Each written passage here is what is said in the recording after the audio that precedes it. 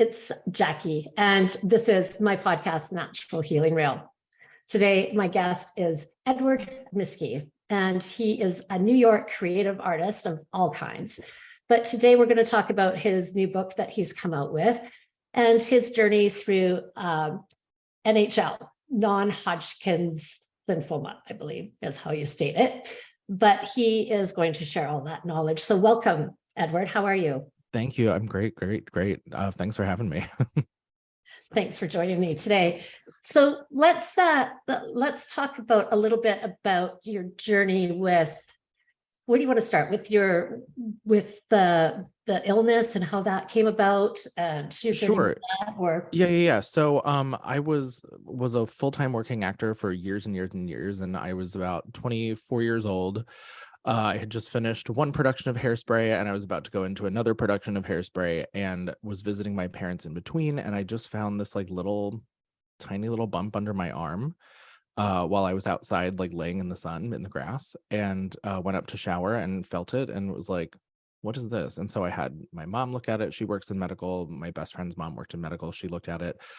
And it was kind of like an inconclusive, like, oh, do you feel okay? Like maybe this is a swollen lymph node. Like we didn't really know. So I kind of like went about my business and was going through rehearsal for this Hairspray production. And it kept getting bigger, like rapidly. So I went and saw my doctor, had a CAT scan done. I was misdiagnosed as having cat scratch fever, which is probably the dumbest thing I've ever heard. I grew up with cats my whole life. There was no way that was real. What even is that? That's funny. Cat scratch fever. It's a weird, yeah, it's a real thing. It's like antibodies. If you're not used, like if you don't have the antibodies, like from being around cats or something, it's like I think whatever. It's a song for sure, right? It totally is. Like yeah, it's like Ted Nugent gave us the. But yeah, so that was my first diagnosis, which was obviously wrong, and they put me on antibiotics, and then I went out to do this production of Hairspray, and over the 18 weeks that I was out there, it just kept getting bigger and bigger and bigger and bigger until it was about the size of a grapefruit. And it was like I used to call it my third boob, because it was under my left arm, and it just was like this big protruding ball. So I finished up that contract, came back to the city, and had a biopsy done, and within 2 weeks I was in a hospital, like getting pumped full of chemo. And so how were you feeling when that was growing at that rate, and you're in a commitment like that? Like that must have been quite scary. I mean, I don't know if scary was the right word. It was just kind of like, what is going on? Like, okay, of course this would happen to me. Like, nobody knew what it was, but I'm still friends with some of the people in the cast. And like, even now they were like, we knew something was up, because that was obviously like not a normal thing. And I was very conscious of it, and I was very aware of it. And, it just kind of gave me this urgency to get out of, like, I was in Reno, Nevada. So it was like to get out of Reno and come back to New York. To hurry up and see my doctor. I'd called him a couple times, and there was really no way of having it diagnosed out there because my insurance was out of network in that particular place. And, I didn't really want to pay $5,000 to have a biopsy done out there. I went to an emergency room visit and had an ultrasound done, and it just kind of looked like a brain. It was gross, and I had to pay for that out of pocket, but it was a weird moment knowing that I had to leave there at some point. Like the contract was done, it was a definitive end, and come back to the city and kind of face the music, as they say. It was very much like, this is happening, and you're going to find out what this is, whether you want to or not. Mm-hmm. We were very lucky, because where I was at stage 1B. It was under my arm, but it started to grow under my clavicle as well. That fast. That's incredible. That's scary. That would be scary to me. Yeah, it was, because literally it was like by the day it was getting bigger, and you could tell it was gross. But we were very lucky we got it when we did, because it was stage 1B, and if it would have gone to stage 2, that would have been a different conversation. Right. And so what is the difference between the Hodgkins and the non-Hodgkins? Like, I'm not particularly sure. Like it's all a cancer. Like it sounds like it's a non-cancer when you say non-Hodgkin, whatever, right? But it is. Right. It's non-cancer.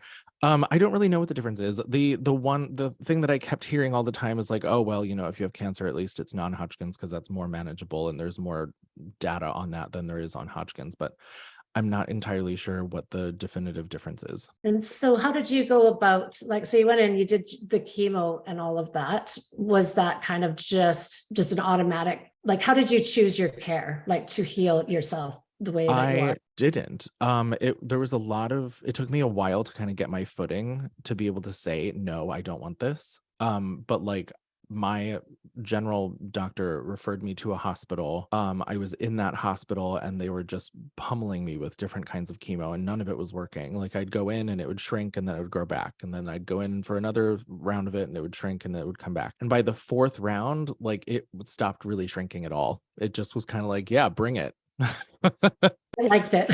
Yeah, it was like give me more. And so like, you know, we killed and got rid of the ones that were under my clavicle, and then we later found out that there was possible growth on my spleen as well because it had shrank. They don't have that. I never got that confirmed, but that was like information we got later that was like, huh, maybe that would have been nice to tell me. That would have been good to know. Thanks so much. You know, but we went through all these failed chemo rounds and, you know, hormones for stem cell extraction and collection, and you know, it was miserable. And then I finally got radiation done and that seemed to do the trick, and it stopped growing back and it was going away. You know, it destroyed my skin. I don't know if you've ever seen radiated skin, but it basically turns black. I haven't. My dad had prostate cancer and had a heart attack, so he couldn't have chemo. So he had it, but I didn't see him down there. You're But that's a better scary off. thought. That's bad enough to start with, Right. and then add radiation to it. Right. So yeah, I mean, it was the radiation did it, and then they kept pushing this stem cell transplant where I was waiting basically for a donor, a stem cell donor. And you know, I was 25. Prior to that, I was in the best shape of my life, and you know, I was hot. You know, I was a hot 25-year-old. And you know, they were just like so resistant to me using my own stem cells, and it just felt very science experimenty to me because it was such a rare lymphoma. You know, it's called rare and large B cell Burkitt's, like non-Hodgkin's lymphoma, which is of course a mouthful, but typically, you know, non-Hodgkin's is one thing, but any kind of Burkitt's lymphoma typically shows up in like young children in Africa. It's like related to like the Epstein-Barr virus, and I was obviously not a young child or in Africa. So it was like, what is happening? There were something like 300 reported cases of it, like at all, period, the end. And so like I basically set the baseline for literature on that particular type of lymphoma. But they were so persistent about me doing this stem cell transplant with someone else as a donor, which when that happens, you have to take medication for life so that it doesn't reject. And like, it's this whole thing. And I just was like, no, I want to be my own donor. Let's try to get me to be my own donor. And part of the protocol that they were going to have for the stem cell transplant and after was full body radiation, like 3 rounds of full body radiation, which at that point, a round for me was like, I think it was like a month. So it would have been like 3 months of radiation. To my understanding, I could be totally wrong on that, but you know, I saw what radiation did to like my arm, and they wanted to do that to my whole entire body. So I basically was like, no, I don't want to do that. And they're like, well, you know, we have to. I was like, well, you've said this whole time that you don't know what you're doing and you don't know what's happening or what to expect. So like, obviously that is a variable that we can take out. And they were very persistent about it, and it got really uncomfortable because it started to feel like we're using you as a lab rat. And so I left that hospital and I ended up going to Sloan Kettering, and they were pristine. Do you know what? That's a huge thing, right? Because my sister went through that as well. And you can get some doctors that are just, the doctor that she said she had like the ice queen, and she came in and just was cold and right, and just left her in tears with throat cancer. And it's good for you I will say though, moving forward. That's really interesting to hear, because my first doctor was super friendly and engaging and everything else, and like made that whole conversation of like, you're using me as a lab rat really uncomfortable. But when I went to Sloan Kettering, my doctor there was like, she was friendly, but she was kind of like you said, like a little icy and like a little not standoffish, but like definitely at an arm's length. And my first appointment, I put this in the book and I will never forget this. I was sitting at her desk in one of the hospital rooms, and I had to bring all of my like bio samples from the other hospital, like biopsies and stuff like that, and blood samples and reports and everything else. And she held up my slide like this up to the light, and she's like, that's not what you have. It's this. And it was like, oh, you didn't need a microscope for that. That's impressive. And it was just more bad news because it just meant that like the protocol I was under wasn't necessary per se. And so I said to her, how do you deal with like bad news and death all day, every day? Because that's a cancer hospital. That's all they do, you know. And like, sidebar, if you have cancer, go to a cancer hospital where they do it all day long, not some hospital that has like a cancer wing. Word of advice from me to you. that's all that is. That's a very important point, because when you get that, I don't think you're really thinking, right? Well, where am I not going at all. Like, you haven't thought any of that through, I'm sure. No. And I was just kind of like chucked in. Yeah, I was just kind of like chucked into the system. But like what my doctor had said after I asked her like how she deals with that all day is, she's like, I put every patient into a little box, and I file them away in the back of my brain, and I deal with it later. And that was kind of the moment that I was like, I like you, I trust you. Because like that is a very, very honest answer. Do you know what? And that is, I mean, I'm learning to do that. For better or worse. Like, those little boxes are putting it away, because otherwise it's just all up there. And no wonder they are at a distance, right? Because they have to be. Right? Yeah. They have to be. And like, I was actually talking to my parents about this last night. Like, there was a moment with her that I knew she cared, maybe differently so than she did with other patients. I had gone to Florida to visit my little sister in the middle of my next round of whatever. And while I was down there, I got a parasite from being in the ocean because, like, you know, I didn't really have much of an immune system. And I was like, let's go swimming in the ocean. And I got a parasite that could have very well killed me. And I had asked her, because we didn't know what it was up until this point. We just knew that like I was like losing fluids and weight like crazy. And I said to her, I was like, I mean, I don't know. I was like, let's run an STI panel, like just in case maybe. And she lost it on me. She's like, what is wrong with you? She's like, we are going to have so much therapy when this is over. Why would you put yourself in that position? And it was like, but it was uncomfortable, but I was like, you care about me. You care about me. Absolutely. She has compassion. She hasn't lost it yet. Yeah, I was like, I'm not in the little box yet. I wasn't shelved. Yeah. Well, and that's actually like, and you know, that's a point that I make in the book, and I try to talk about this as much as I can, but like, especially as a young person, like the conversation surrounding sex and sexuality when you're a patient is so nuanced, and so like, I don't even know if nuanced is the right word, but like, you know, you're still a human, you still like have the need to feel good about yourself, and like, so you, like, whether, you know, you don't look good and you don't feel good, and so you try to find ways to feel good. And one thing I learned is that there is a whole subset of people who absolutely fetishize people who are in the hospital or who are disabled or who have cancer or whatnot. And they like get off on it. And like, I didn't know that until I had cancer. Interesting. I've never heard that before. That is interesting. And what's that about, do you think? I have no idea, and I'm not here to pick apart anyone's proclivities. No, that's interesting though, right? I think our whole culture has changed so rapidly in such a short period of time, with all of that coming to the forefront. Just, I don't know. I've been in the house for a couple of years. I was a hairstylist for 30 years. And then we worked in film, and I was up there for 5 years with my head as a transport coordinator. And it was just such a shock to be at home without all these interactions and people. And my kids are in school, because I have a kid every 9 years and have 5 of them. So, right on time, but that whole gender, like I'm like, okay, what's it called? Because I'm not, it's like I've missed a whole movement of our sexuality and what is like what's what. And right. Well, I think it's like there was something I saw the other day that kind of spoke to this, and it's not that it's new. It's just that everyone has gotten so used to them being in the closet and hiding that now that they aren't doing that anymore, now that we're not doing that anymore, they have to re-educate themselves on how to address people and cohabitate with them. Re-educate. They have to educate everybody. right? Because they don't. It is everyone else's job to educate themselves. Like we should not that's what I have mean. to do Sorry, that. I said Yeah. that wrong. That's what I mean. Like we Well, all and need to it's know. it's kind of both, because like there are some people who are happy to do that and who are happy to talk about it and educate others, and of course that's necessary, but it is also not our responsibility to make sure that you are comfortable.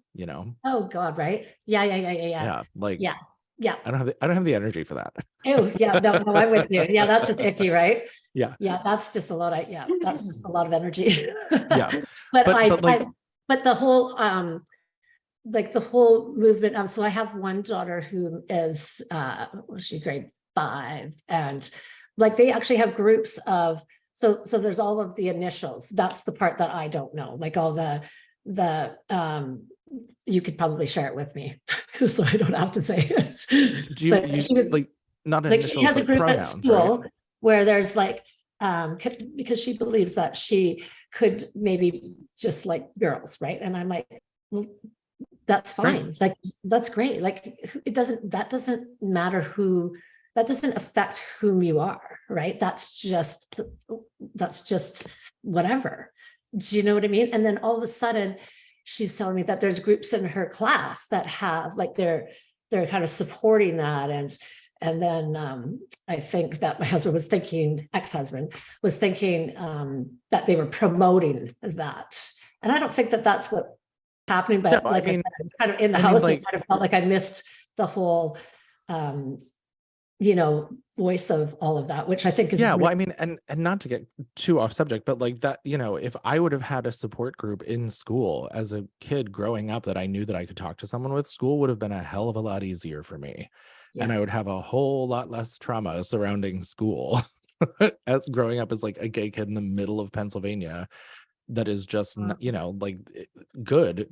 What like, whether you want to look at that as being promoting it or supporting or making space for, however you want to look at it, like if those kids feel safe and comfortable being there, then great. Because like there's so much worse that could happen than having a support group. right. But you still have that controversy of the judgment of this is this and this is that, and they're doing this because they're promoting, like it's just a whole, I'm with you. My daughter has a tough time at school, and I think that she just doesn't feel, she feels judged. And so, well, it's because people and are and judgmental. it's traumatizing. She's not been going to school. Like it's been a challenge. So I hear you. And so good for you for making it through. Barely, by the skin of my teeth. By the skin of your teeth. Yeah, right.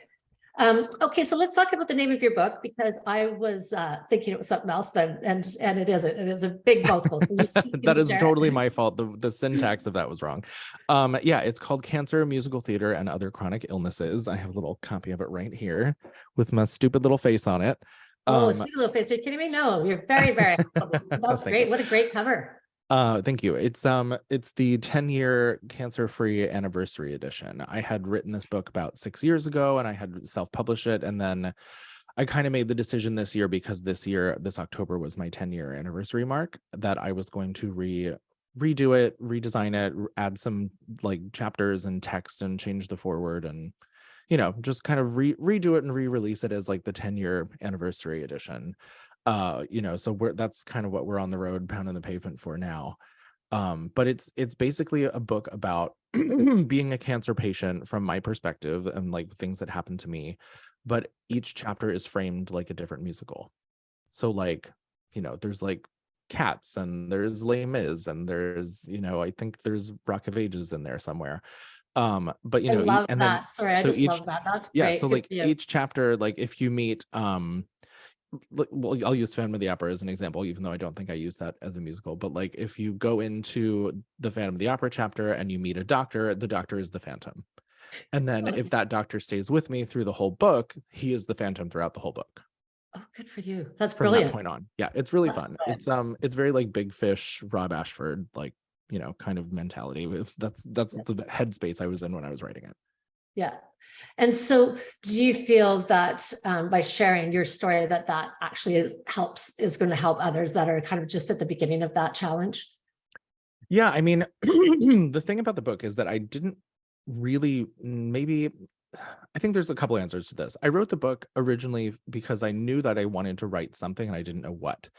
And then I had met someone who had recently also been declared cancer-free shortly after I did, a couple years after I did. And they had expressed this very lost sentiment about how they felt, not knowing who you are and not really enjoying the people you're hanging out with and not really sure what you want to do for, your life because you get this second chance. And it really hit me because I was like, oh my God, that's what I've been feeling all of these years. I have no idea who I am anymore. And Interesting. it kind of struck a chord with me. And so I said to him, I was like, I'm gonna write a book about this. And that's what I did. And like it's divided into 2 acts because musical theater. So act 1 is like being diagnosed and going through that journey and going into the stem cell transplant and doing all of those things. And then excuse me, act 2 is coming out of the hospital being cancer free and looking around and being like, I don't like it here. What am I supposed to do? And that kind of comes from the idea that when, like you said, like you don't have a say in a lot of these things when you get chucked in here.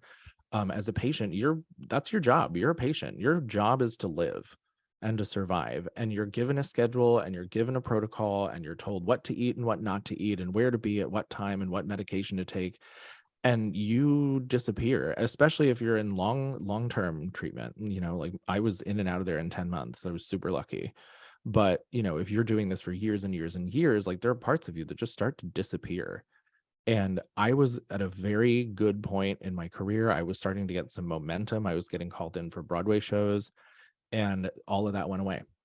And I Mm. had to figure out, there was a conversation I had with my first doctor where I was offered a show and I really wanted to do it. And I basically was like, okay, well, the role isn't huge. So like, it wouldn't be a huge burden. Like, would I be able to go there and do this? And she just looked at me and was like, that's behind you now. Oh, And it was goodness. this moment That's where I was like, heartbreaking. oh, fuck. Cause like for the first couple months of me being in the hospital, I was offered an entire summer stock season. I was offered that show and I was offered a small part in a film and I couldn't do any of it. Oh my goodness. So you've And worked so your whole life, right? yeah. And then here's your, isn't that interesting? Yeah, so So like I was sitting in my hospital bed getting like phone calls about like, oh, are you available to do this? And I had to be like, I'm not actually. And the summer stock season really hurt because it was a theater I'd wanted to work at for a really long time. And they offered me the season. It was a great season. And when they asked me if I was available and I said no, they're like, oh, that's okay. We kind of figured that you were booked already anyway. And I was like, yeah, booked. Yep. okay, I just got my whole body just went into chills on that one. Interesting. Wow. Yeah, well, because I mean, these are the things that you Wow. don't really think about. Like that person's life disappears. My life disappeared. And I had to kind of re-navigate once I started to feel better and look better, and all the things were starting to be done and wrap up and go into like the cancer-free, quote unquote, cancer-free moment. Having to refigure out what I want to do. Who am I? Because you're nothing while you're in the hospital. You're a patient. You're a full-time patient. And so Thank you for sharing that because I would never, ever have known that. Right. I yeah. mean, you know that you're going through that when you're going after you have babies, and then all of a sudden it's like, okay, now who am I? Or I lost a Yeah. daughter, and it's like it changes you, right? And then it's like trying to figure out who you are. But of course, that would be like that. And yeah, Well, that's I mean, to your point, I think that that's a valuable like comparison to make as well. Like I have a friend right now who's kind of dealing with that, like, has been in a relationship for her whole life. And like, society has put upon women that like, you're supposed to get married and have kids. And then they get older and you're like, what the fuck do I do now? And, or even before they get older, I mean, her kids are under 5 and she's kind of like, the only thing I am as a mom, and I want to figure out who I am again. And it's very similar to, being thrown into a hospital situation where you are just a patient and that's it. And you're stuck with it. And then when you're on the other side of it, or you have a moment of clarity, you're like, who am I? And how do I get back to being a person? And one thing that I mention in the book is that there is no going back. You have to figure out who you are now. Like you're not, that person is dead. That person is no longer here. You right. have to figure out with what you know now, how to move forward and be a person that you like to be. And what's great about that sounds daunting and really scary, but the good part about it is that you actually get to decide. It's your choice to become the person that you want to become. And that's always true. But Well, especially in a so that sounds situation. like, it sounds like to me, just saying, like, so you've had your power taken away, right? Your choice is of your own will, right? Like your own free will of making decisions almost for yourself. And then all of a sudden you're back in the driver's seat. Yeah, And kind of. yeah. So on top of like, I've not been here before, and where am I driving to? Well, Right. it's What like is this being vehicle going to do and well, look it's like like? being put back in the driver's seat of a car you don't know how to drive, that you've never driven before and you've never seen before. And it like Yeah. still is a car, it still looks like a car, but you're like, where's Yeah. the brake? Yeah. Do Where's you the know, gas pedal? you know what? That's huge. That's huge information for especially people that, like myself, I have not had cancer, even though I've had many family members that have had it. And I would not have known that. So for somebody supporting somebody going through that, right? Like you wouldn't, Well, I having that mean, knowledge is huge, I think. kind of, and back to the kind of saying how like this book was written for a number of reasons, like being like having the patient be able to identify with this piece and be like, oh, I'm not losing it, like I'm going through this and it's valid. But then also, like, I've had healthcare providers reach out to me and be like, this chapter changed my life about how I view patients and how I'm going to treat them. And I've also had people who have lost people to cancer read it and be like, oh my God, like this point has like really resonated with me. And there is I think there's another really valuable conversation to have with this as well, where like you're going to find out who is real in your life. I lost one of my best friends during this. I told them what my diagnosis was and I never heard from them again. Never heard from them again, ever, to this day. They didn't deal with it. They just couldn't Yeah, deal with it. couldn't deal with it and had to run away. And then on top of that, I was dating someone during all of this. And I came to find out that shortly after I got my diagnosis, they were actually dating someone else.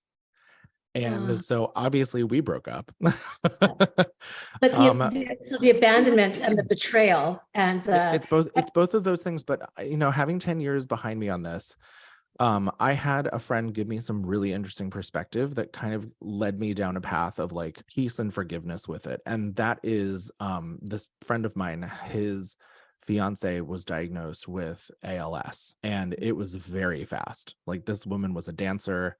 She was diagnosed, and like within 6 months, she was like not able to speak or eat food. So like she was hooked up to all these machines and whatnot, and they were engaged. They were supposed to get married. oh, And it had been a while after her diagnosis and the decline and everything else. And he had asked a friend of mine out on a date. And she was like, don't you have a fiance? Don't you have a girlfriend? And he was like, I am her boyfriend, but she is not my girlfriend. And we were like, our first reaction was like, you asshole, like what? And he was like, no. She is dying. She will die. And I will still be here. And I support her and I do everything that I can for her, but my life will continue and I have to have one. and what strength does that take, right? To stand up to people that are judging you because they're ignorant, right? Well, and That's huge. being on the receiving end of that as the person who was broken up with because my life had turned into shambles, you know, and this person was not equipped to handle it or stand by me, you know, being on the flip side of it now, I don't know if I would do the same thing. I don't know if I would stick by me. I don't know if I would go and start dating other people. I don't know the answer to that. I would like to think I would be the person that would stick by you, but like none of us can say that until it happens. And, you know, like certainly this is way in the past and I, you know, never want to see my ex again, but that's not the point. The point is that like I can see it from a different point now and I'm more okay with it now than I was then. Yeah. And you know, my journey has been similar in the background of what you're sharing, just with losing a couple of my dad, my sister to cancer, my daughter passed away. It was my granddaughter. It was just like a big pile up. And that same whole process that you're speaking about, people just couldn't handle it because they want you to be back to where, right? And it's like, I don't know how to be that person anymore. Yeah. Like, I don't know who that is. Yeah. Right. And Well, they want, and they, yeah, because they think, oh, they you're can't deal with it. now great, you can go be this person again. And it's like, no. And I think weirdly enough, you know, post shutdown, you know, pandemic trickling off or doing whatever it's doing, you know, now that we're not talking about it anymore, I think we all kind of experienced a collective trauma that is very similar, in the sense that like people are leaving their spouses, people are changing their lives, people are putting their foot down and saying no to things that they would have said yes to before because they don't want it, they're not suited for it. And I think that kind of what happens when you face your mortality in a way that you have to reevaluate your life, and you have the conscious decision. Because like the thing is, up until that point, we all had the power to change our lives anyway, anytime we wanted. We could have quit the job, we could have left that person, but we chose not to. And it was like this big collective pause and sigh that we had as a globe that really made a lot of people take stock and be like, I don't want this life. And Right. cancer kind You're of did right. that to me too. Yeah. Where it was very much like, I think the difference is that I wanted to go back to the life that I had before, but I couldn't. And I Well, yeah, 'cause you've got a tried. great life. Why would you not? Right. Yeah. Well, great relative to whatever, but like it was better than being a patient, I'll tell you Yeah. Yeah. Right. that. But it was very much like I wanted to go back to that, and it was impossible. It was not a possibility. It was, like circle in a square peg kind of thing. It just wasn't going to happen.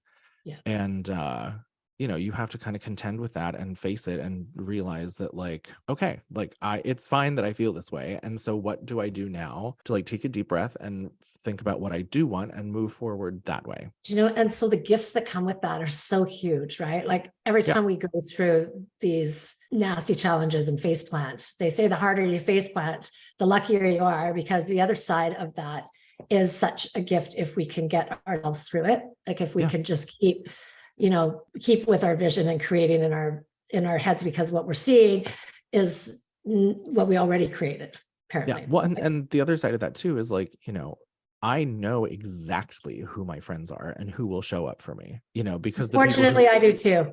Yeah. Well, and it is kind of unfortunate. It is an unfortunate blessing to have, because that means that you have seen the people who have disappointed you. And that is such a strange like symptom of cancer that I did not expect to have. Like I just assumed that all of my friends would be there for me, and they weren't. And I had to then, deal and grieve the loss of those friendships and the loss of my relationship that I was in. And it just is, it's a lot of loss. Of Like yourself. that's loss of yourself, Loss of yourself. So career. all of that grieving is happening at the same time that you are going through and trying to heal yourself. Yeah. And that's huge. Yeah. And like we tried everything. Like none of the chemo was working. We tried juicing. We looked into like medical marijuana crap. We looked into all this. We looked into so many things. And and none it worked. None of it worked. And it worked. Look at you, you're here. Well, I mean, none of that worked. But like, yes, things eventually did work, and I am here and I'm grateful for it. But it was just this weird like place of desperation where you're like, I don't know who I am. I don't have control over what my life is doing. And so you do things to get control, because as like humans want to have control over their own lives. It's an instinct, right? So like I did all kinds of shit that I should not have done, especially as a chemo patient with no immune system to like gain control again. Wow. There's a very graphic moment in the book that I will save for future readers to learn about, but it was hard. It was a hard look. It was the first time that I really realized how far I had fallen. So the scenario, and I won't give the whole thing away, but the scenario was that I had started radiation. It was the beginning of radiation, and I loved the team. The radiologists were great. And they like asked me my first couple appointments, like, oh, what do you do? What is your thing? And, I was like, oh, I'm an actor and a performer. And I pulled up my old headshot from before, and they were like, that's you? Oh, nice. And I was just like, that's not good. Fuck. Like, and like, yeah, to be fair, like I looked nothing like that. I looked like a potato. Like it wasn't good. And it was just like that slap across the face. And that made me act out and do some not happy things. But it is what it is, and you'll have to read the book for that. But I thought, it's funny. People say the craziest things to you too, right? Like many people would say to me, "Oh my God, you look horrible," and it's like, fuck, right? Yeah. Like, you're dying inside, right? And you just think to yourself, really? really? Because that just fucking ended my day, right? Yeah. So I think it's And then just, take that by like times 1,000. oh You yeah, know, you have no hair, you're bloated from the hormones, you feel like shit yeah, because chemo, and then you're going into radiation, your skin's melting off. And it's just like, okay. And then like to be reminded that you're not some hot 24-year-old piece of ass anymore is kind of right? like, oh, okay. You know, because our society dictates that, like that's everything to our society, right? To fit into Yeah. that box, right? And then if you're not hitting any of the squares, then it'd be very difficult. I know it would be Yeah. for me for sure. Well, and also like kind of back to the sexuality component of being a human and a patient at the same time. Like there's so many, and I talk a lot about a lot of these in the book as well, but like I was told that like masturbation was fine, and then I was told that it wasn't, and then I was told that I definitely should not have sex. And this is a fun fact for everyone. I don't know if it's true for women as well. But when you're a chemo patient and you are actively going through Ocean Park Vet Aaron Nixie. Sorry about that. That's okay. That's okay. My hair is on. All good. When you're actively going through chemo, any kind of like fluid that leaves your body Yeah. is toxic. And so like depending on the level of chemo you're having, you could burn someone's skin. You could Shut burn the front door. That's crazy. You could burn like inner linings if that is what is happening. Like I was warned about that, and I was like, oh, lethal sperm, cool. Wow. Yeah, That's it was quite something. it's intense, and it's like another thing that like you don't think about. Why would you? Totally. That's crazy. Yeah. I'm like blown away by that. Yeah, But there's a then lot just to think about that, that's inside your body. Don't let any fluids out because they're toxic. They're gonna kill somebody. literally. Great. Yeah, it was wild. I mean, there's a lot of shit they don't tell you. And that was like a more medical thing that they don't tell you. A lot of the things that they don't tell you, we kind of covered, like with the whole friends will leave you, partners will leave you. You know, it's not, they don't really sit you down and tell you these things ahead of time. They're like, just be prepared for this. Yeah. Wow. Well, and I think too, like when I've had friends that have had surgeries that are then very devastated afterwards and have said, you know, they didn't tell me that I would experience this. Like they didn't tell me that I was going to feel like this. Like this is part of, and like a grieving as well, right? Yeah. It's a conversation. Well, and also like, you know, I think the argument there is like, oh, well, there's support groups and you can talk to people, but I don't know if you've ever been to a support group, but support groups are not for me. It's in my experience, and I'm sure that this is not, I'm making a blanket statement, and I'm sure that this is not true across the board, but in my experience, support groups are just a bunch of sad people talking about their feelings and how miserable they are. And I did not want to be around that. Did not. Well, because I think we know now that the more we're talking about a painful thing, we're reliving it, right? Like our brain is putting our body through those emotions again, and then you're listening. And so unless we know really how to kind of protect ourselves and separate that, I think it can be tough on our whole body again. And then if you're in that negative vibration with people who are all grieving, it's almost like you'd want to be in a group that is the opposite of that. Yeah. Right. I mean, I also like bookend cried. Like I cried the first day that I went into the hospital, which was also wild and a thing that they didn't tell me. Like I was having a full crisis in the room that they put me in to like change out of my clothes. And I put all my stuff into like these green little bags that they were going to then take up to my room later. Full meltdown, like ugly cry. Yeah. And then I didn't cry again until I was told I was cancer free. And then I just let it all out again. But so I was like held so tight through this whole thing. And there were rules like you cannot cry in my room. You are not allowed to have a flip out in my room. Like you are here and it's happy Disneyland and that's all I want. And I do not want anything besides that. You know, because you get so much news thrown at you from all directions otherwise that like if people are like coming into your room and treating it like a funeral parlor, like that doesn't do anyone any favors. And along the lines of things they don't tell you, when I was being checked in that first day, like no one told me that I was having a port installed. No one told me that. They're like, you're going to go into surgery. I was like, surgery for what? I was like, are they removing the tumor? And they were like, no, no, no, no, no, it's for your port. I was like, what is a port? I didn't know what a port was. And so they had to like explain it to me as they're wheeling me into surgery, like, to put this thing in that like pumps, that gives you an access point to pump chemo into your body. Like no one told me that. Me and my mom were like, I'm sorry, surgery for what? My sister had that as well, and I'd never heard that either, and I don't think she had as well. So I think she had the same experience, is what I'm trying to say. Well, and the other thing is too, like they tried to put another part of my protocol was having intrathecal chemo, which is through your spinal cord. Oh, and Jesus. There's two ways that you can do it. You can either go direct into your spinal cord and they go through your lumbar, or they install a catheter in your skull, and it's like this little bubble that like is in your skull that gives them an access point to your brain fluid, where they take out fluid and they replace it with chemotherapy. And I saw one person with that kind of catheter, and I was like, absolutely not. And I did it manually through my spine, which was a nightmare. They hit nerves all the time, and like your legs are on fire, and you're like, what the hell is going on here? Like, God. Oh my goodness. It's a lot. Oh. Things they don't tell you, and because then they leave that catheter in until it's done, and then they take it out, and then you have this huge scar. And like, it's a lot.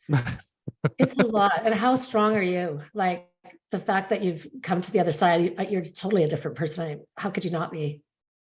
I am. And I think that I'm a better person for it. I think prior to that, I was like an arrogant little 24-year-old shit. Yeah. And that really knocked me down a few pegs, to say the least.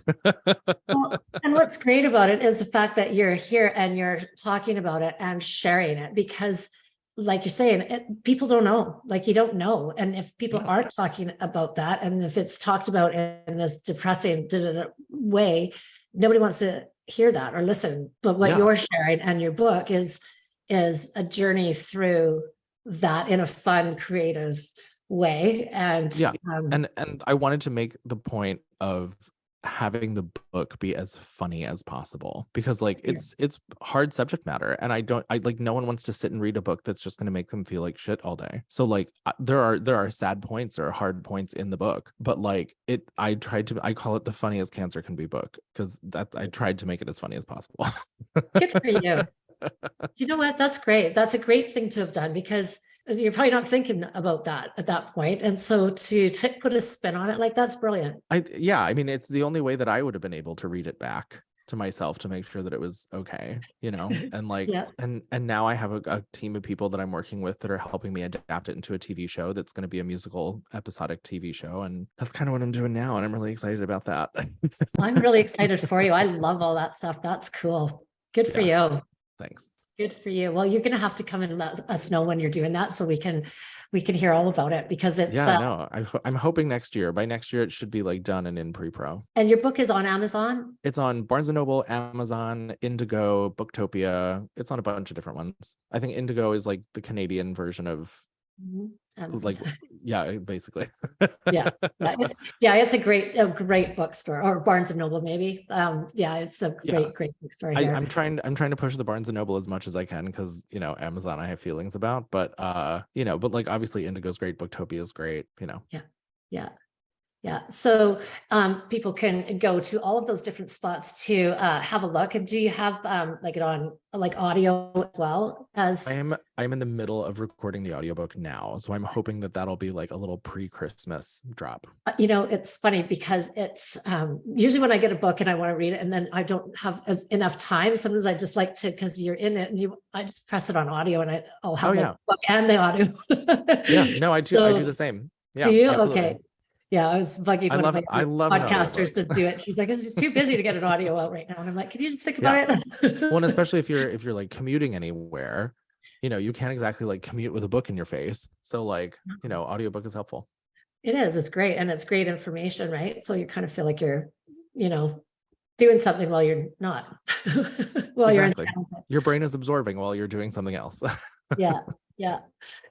So, So you're not doing any acting right now. You're launching your book. You're working on your TV show. It's going to be a TV series, did you say? TV show, TV movie? Yeah. Yeah.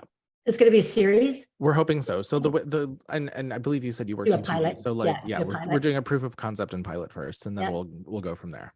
Yeah. And who are you working with?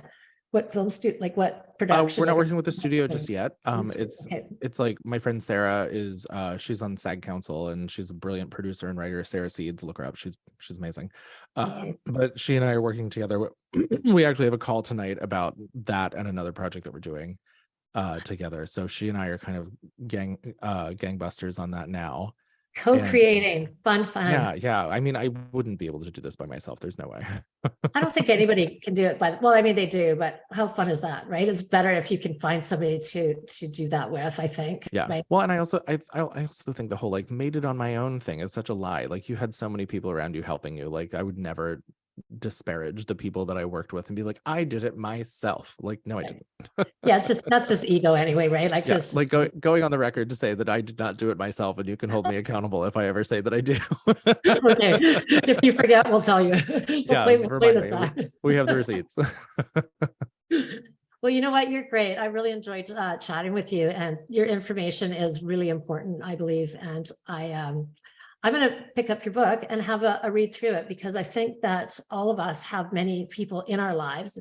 I'm grateful enough to have not walked that path, and pray that I get to stay on my path of that. But it's the information just that you've shared right now, it's valuable. It really is, because going through that, even like my dad, my sister, my sister-in-law, like it's a journey, and it's, thank you. Yeah, I mean, I love these people, and it's tough to right, just to know, to support them. Like, what do you say? People say, well, I feel uncomfortable, I don't know what to say.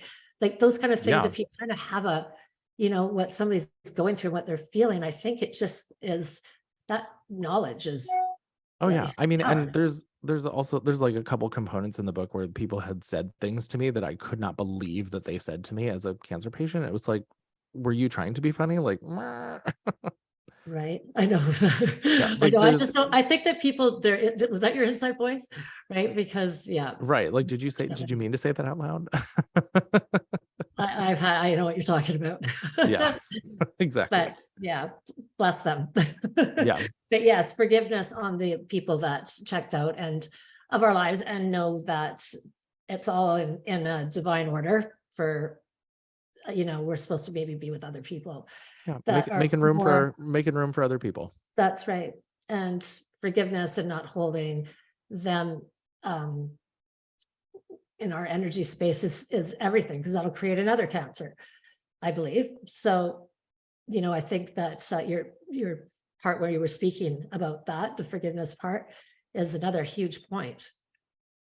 Yeah, I mean, it's not worth holding on to. I did for a really long time, and it just got to the point where it was like, I don't care anymore. Like I don't need that person to be living in my head rent free. Like that's not a thing that needs to be takes up your whole energy space, right? That when you're having those thoughts, and then they thought, and it's starting to loop, then your whole body starts to feel that feeling, and by experience.